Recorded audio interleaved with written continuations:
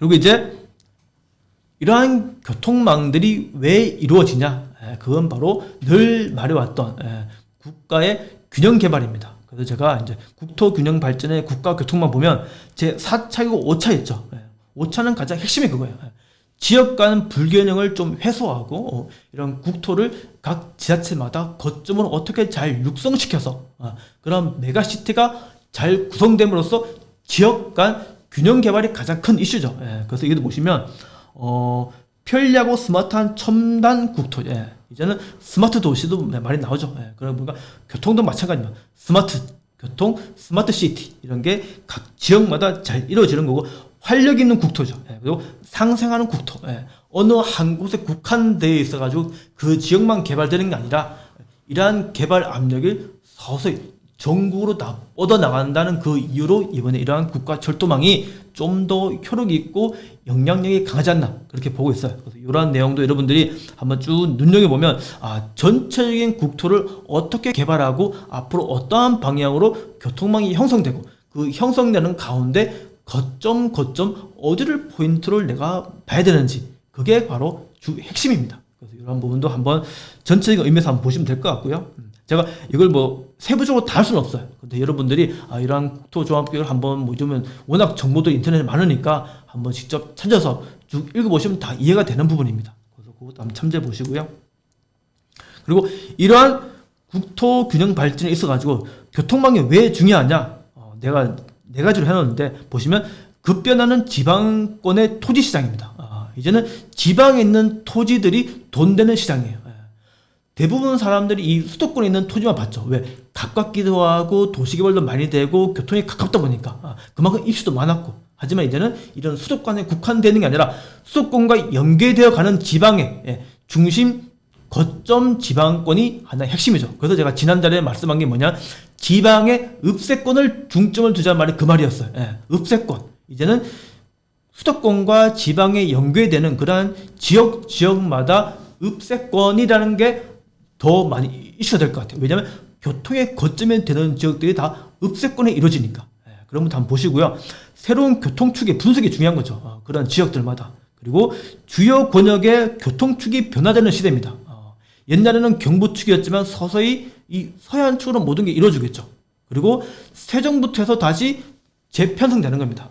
강원도축, 호남축, 이래서 강호축이 형성되는 거고, 그 다음 또 서해축이 형성되는 거고, 수도권에서 다시 그 매각에 있는 지역으로 수도권 광역철도가 이루어지는 거. 그런 축들의 전쟁이 이제 교통망으로 이루어지는 거예요. 그리고 앞으로 어느 권역의 어느 도시가 핵심이 될 것인가. 그것도 하나의 중점으로 봐야 되는 거죠. 그런 핵심 도시에 제가 말한 읍세권이냐, 역세권이냐, 그리고 인세권이 어디에 생기는지 그러한 거점 도시의 포인트도 중요합니다. 그리고 이제는 지방시대예요. 그리고 나에게 맞는 지방을 선택해서 집중 공략하는 것도 필요합니다. 막연히 어디지, 그 지역이 좋더라 이렇게 보는 게 아니라 내가 원하는 지역을 진짜 제대로 샅샅이 공부하셔가지고 그 지역에 집중 공부해서 나에게 맞는 지방을 찾는 게 가장 중요하죠. 그래서 그런 걸 제가 좀 설명드리고 싶었고요. 옆에는 자료는 제가 올려드리면 거기에 나와 있으니까 그렇게 보시면 될 것 같습니다. 그리고 가장 중요하죠. 지역 간 연계되고 협력하고 자립적으로 경쟁력을 강화하는 게 이제 지방 자치 시대, 분권화 시대의 지방의 거점 시대가 개발되는 거예요. 그래서 여기도 보시면 뭐 지역 간 경제, 산업, 문화를 교류하고 또 스마트 기반한 교통 인프라를 확장시키고 그리고 공간 통합형 도시, 어느 한 도시만 국한돼서 개발되는 게 아니라 그 지역 3개, 4개의 지역이 같이 형성되는 이런 메가시티가 형성되는 게 바로 공간 개발하는 이런 지역적 공간 구조가 되게 중요하죠. 이런 부분도 여러분들이 한번 보시면 될 것 같고요. 옆에 그리면 뭐 세종시, 원주를 중점으로 강원도, 충북 진천을 중심으로 충북 북부 권역, 그다음 세종시를 중심으로 대전과 충청 권역 이런 게 구역 있는 이런 게 큰 메가시티가 된다는 거 한번 좀 보시면 될 것 같고요. 이거는 뭐 다들 아는 자료죠. 아마 저희 강좌나 도시기본계획을 들으신 분들이면 이 자료는 되게 눈에 익숙할 겁니다. 그래서 여러분들 좀 잘 보시고요. 옆에 이런 부분 예전에 이제 예타 통과된 각 지역마다 주요 전철이나 SOC 사업을 이제 잠깐 자료를 보여드리는 건데 이번에 이렇게 형성된 들이 아마 철도망 구축 계획에 많이 포함이 되어 있죠. 그래서 여러분들이 지역마다 어느 지역이든 다 철도망이 더 개발은 되는 거죠. 하지만 그 지역마다 중심이 되는 축이 있고 중심이 되는 지방이 있고 그 지역의 거점이 되는 지역은 다 따로 있다는 거, 그런 걸 좀 눈여겨보시면 도움이 될 것 같습니다. 그리고 이제 제가 시작하는 이 서해안의 주요 교통망 5축입니다. 예. 서해안은 크게 보는 고속도로가 5개가 신설되는 거죠. 예. 때로는 뭐 국도도 있을 건데 대부분 제가 이제 큰 축을 보는 게 첫 번째가 바로 스마트 하이웨이예요. 예.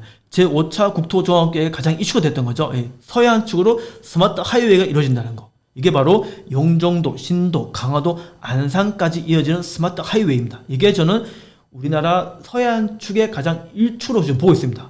1단계가 지금 강화도부터 신도, 영종도, 이게 바로 서해 평화도로입니다. 예.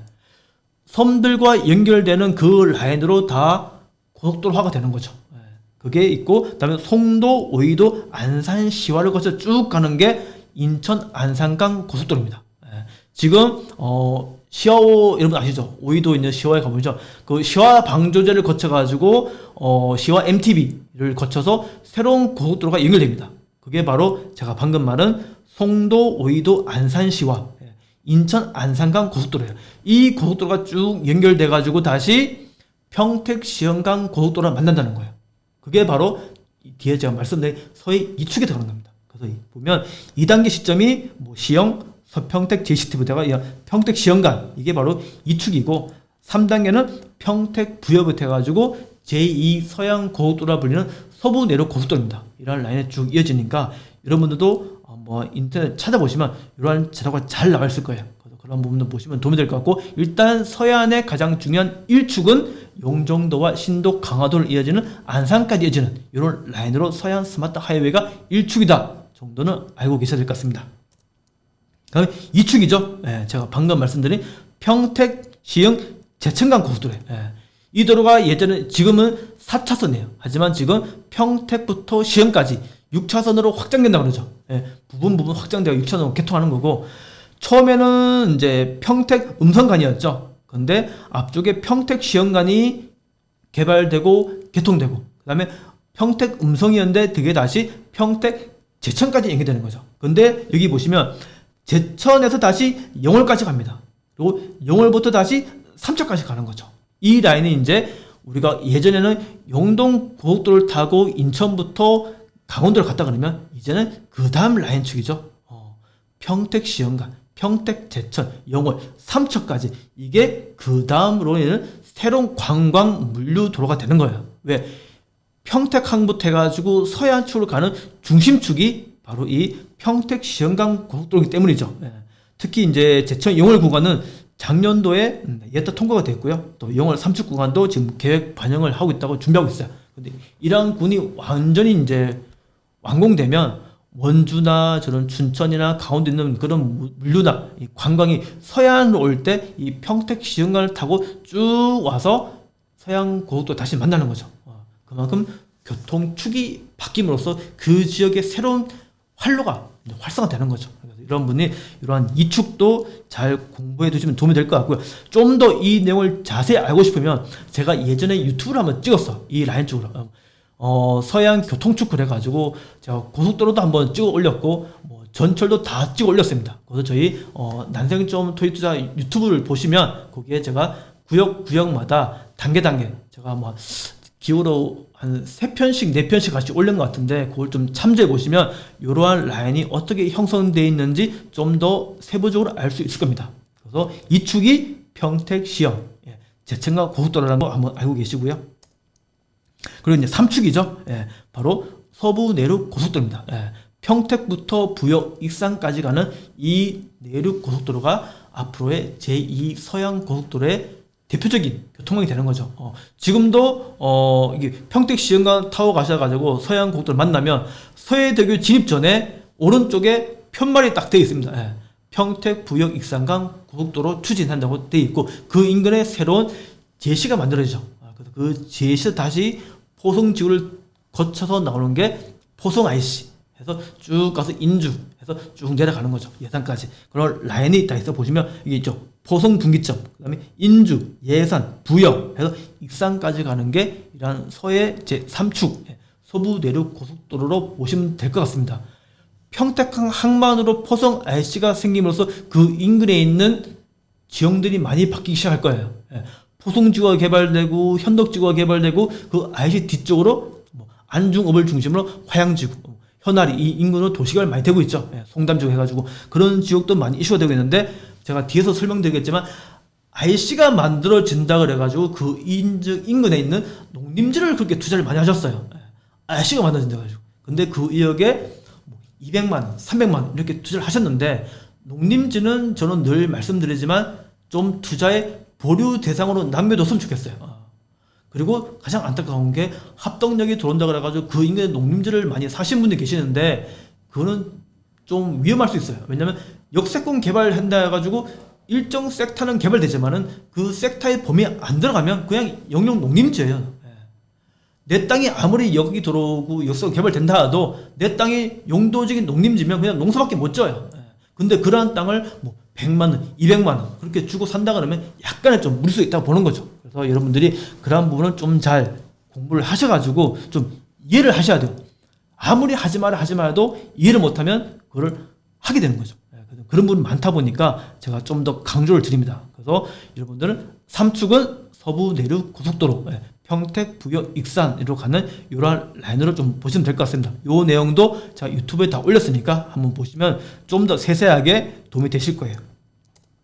그리고 제 4축이죠. 지금 당진 천안강 고속도로입니다. 현재 천안 제가 집에 내려갈 때 천안 경부고속도로 천안 분기점 내려가거든요.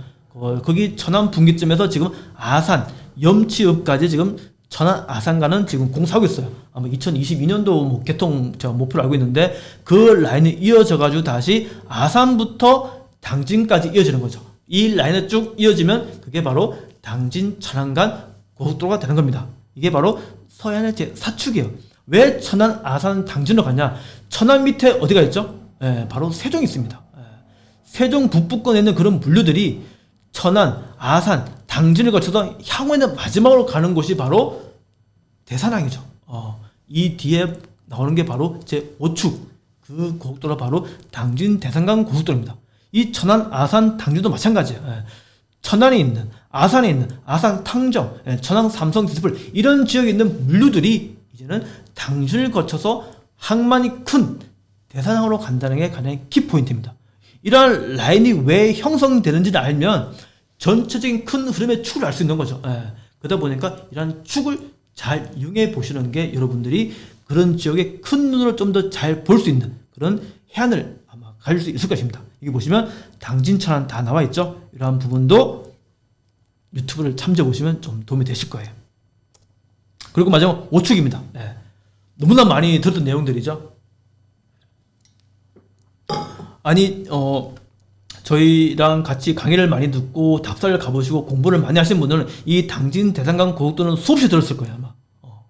정미 IC, 대호지 IC, 대산 운산리의 운산 IC 이런 라인이 있는데 이것도 마찬가지죠. 요 앞쪽 라인이 당진부터 대전까지 이어지는 당진 대전강 고속도로예요. 그리고 그 대전부터 다시 어디 가냐? 영덕까지 가는 거죠. 근데 그 대전까지 가기 전에 거쳐가는 게 바로 세종시 남부지방입니다. 그게 바로 이제는 세종, 대전, 공주 이런 지역의 물류도 당진 대전강 고속도로를 타고 와가지고 어디로 가냐? 대산항까지 간다는 게 하나의 포인트죠. 큰 틀을 보시면 이러한 서해안 축으로 세종을 기점으로 대전, 공주, 천안, 아산 이러한 물류들이 점점 서해안 쪽으로 뻗어나가는 거예요. 국가교통망 철도망도 마찬가지죠. 중심에서 뻗어나가고 위에서 아래로 내려오고 이러한 축들이 이제는 어느 축이냐? 바로 서해안 축이라는 거예요. 그래서 제가 서해안 5축이고 그 마지막 정점을 찍는 게 아마 이 당진부터 대산간 이 항만을 연결하는 구간이 그 정점이지 않을까 저는 그렇게 보고 있습니다. 그래서 여기도 보시면 뭐 대산항 활성화 또 최근에는 대산 소유학단지가 이름을 바꾸죠. 첨단 화학 소재 단지로 바꾼다 그러는데 왜 이제는 단순히 소비를 정지하는 게 아니라 수도 산업도 활성화시키기 때문에 이런 첨단 산업단지가 점점 더 활성화되고 항만 자체가 더 커질 거예요. 왜? 모든 물류나 교통망이 이 대산항 서해안 쪽으로 많이 기점을 가지고 중심축을 이동하기 때문이죠. 그래서 여러분들이 이러한 부분도 좀 잘 유심히 보시면 아마 이러한 축을 이해하는데 좀 도움이 되실 겁니다. 그리고 여기 제가 말씀드렸죠. 당진, 대전, 영덕강 고속도로가 제가 앞전에 말씀드린 평택, 시흥, 제천, 영월, 삼척까지 그게 크게 보면 2축에 들어가면 그 밑에 3축이 바로 당진부터 대산, 대전, 영덕 이 라인이 그 중심축이 또 되지 않을까 그렇게 보고 있습니다. 그래서 5축은 이렇게 좀 이해하시면 될 것 같고요. 그러면 이제 제가 간단히 뭐 전철 좀 설명드리면 서해 복선 전철이죠. 가장 큰 게 저기 대소부터 쭉 내려가가지고 부천, 그다음에 뭐 화성, 뭐 당진, 평택 쭉 내려가는데 이러한 라인이 이제 서해 복선 전철이고 그 중간 뭐 신안산선이 있는 거고 또 월판선이 있는 거고 그다음에 또 성문입철도, 뭐 세종 보령선, 내포철도 이러한 중심축이 이제는 하나의 서해안의 새로운 전철 라인의 축이다 보시면 돼요. 그 첫 번째가 서해 복선 전철이겠죠. 그 다음에 그 중간중간 가지를 치는 게 신안산선, 그 다음에 월판선, 그 다음에 또 성문인입철도 쭉 내려와서 보령, 보령이랑 세종 이런 것도 있고, 그 다음에 내포철도, 홍성부터 해가지고 당진, 서산, 안흥까지 가는 게 바로 이런 내포철도 이런 부분도 큰 의미에서 보시면 좀 도움이 될 것 같고요. 부동산을 전혀 모르는 분들은 그런 말 하죠. 그게 언제 될 줄 알고. 이런 말 하시는 분들은 부동산 할 자격이 없는 사람들이에요. 그게 언제 되든 그건 중요하지 않죠. 계획이 잡혀 있고 그 계획 매년마다 부동산 가격은 매년 오르고 집가 상승은 매년 오르고 투자는 계속 한다는 거예요. 그래서 그런 분들이 이러한 이슈 하나만으로도 이 부동산은 크게 움직인다는 거 좀 잘 이해해 주시면 좋겠습니다.